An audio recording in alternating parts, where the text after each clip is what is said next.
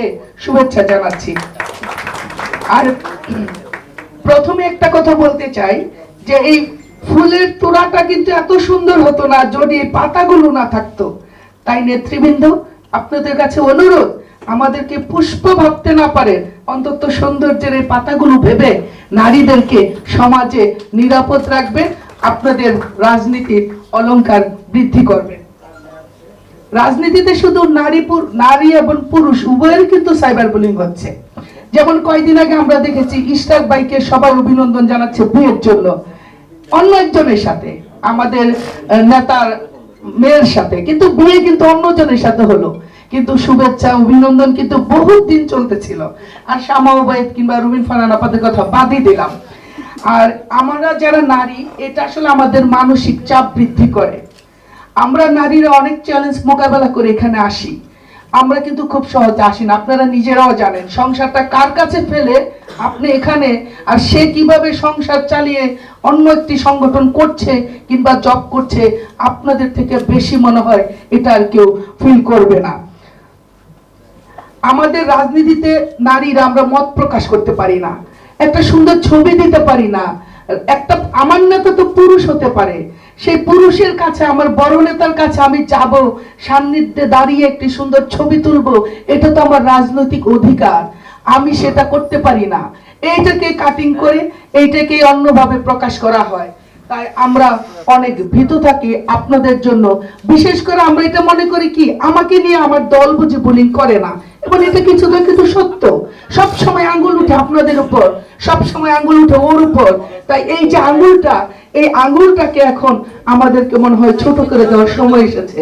আমার মনে হয় আমরা যদি প্রত্যেকেই এই বুলিং সাইবারটা নিয়ে বিশেষ করে দলীয় ভাবে আপনারা শাস্তির ব্যবস্থা করে, কিংবা আপনাদের এরকম একটা সেল থাকে যেখানে আমি যে সংগঠনই হোক কিংবা কোনো সংগঠন না করে থাকি, আপনার দরজায় গেলে আমি একটা ফয়সালা পাবো। তবেই মনে করি এই বাংলাদেশ, এই নারীরা, এই নারীর নেতৃত্ব, এই নারীর রাজনীতি আরো অনেক বেশি সৌন্দর্য হবে। এবং একটা সময় এমনও হতে পারে আপনারা পাতা হয়ে যেতে পারেন, আমরা ফুল হয়ে যেতে পারি সৌন্দর্যের বাগানে।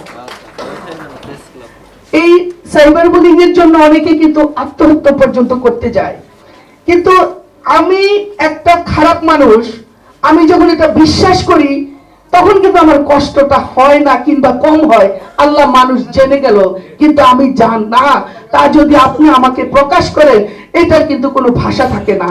আর আমরা আইনের দরজায় নয়, আমরা আইনকে বৃদ্ধাঙ্গুল দেখিয়ে, আপনাদের দেখে সুন্দর সোজা আঙ্গুল দেখিয়ে আমি আপনার দরজায় যেতে চাই। আমি আপনার কাছে সবচেয়ে স্বল্প সময়ে সমাধানটি নিয়ে আসতে চাই।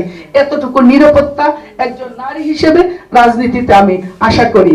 আর আমাদের এখন আজকের পর থেকে আমি মনে হয় আমাদেরকে নিয়ে যতই এআই চেষ্টা করুক না কেন, আমাদের এই আদর্শিক নেতারা যদি আমাদের পাশে থাকে, এই যন্ত্র এআই আমাদের মান সম্মানে কোনো ধরনের হানি করতে পারবে না। এআই এই মুখগুলোর কাছে ইনশাআল্লাহ ভবিষ্যতে হেরে যাবে।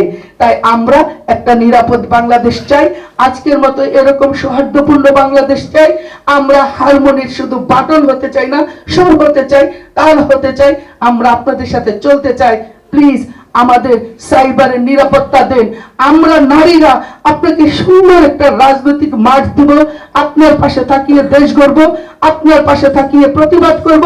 এবং আপনি, আমরা আমাদের প্রজন্ম যে বাংলাদেশ চায়, সে বাংলাদেশের অংশীদার হওয়ার জন্য, আমাদের মনোবলকে শক্ত রাখার জন্য সাইবার বুলিং মুক্ত আপনি আপনার সংগঠনটি তৈরি করুন।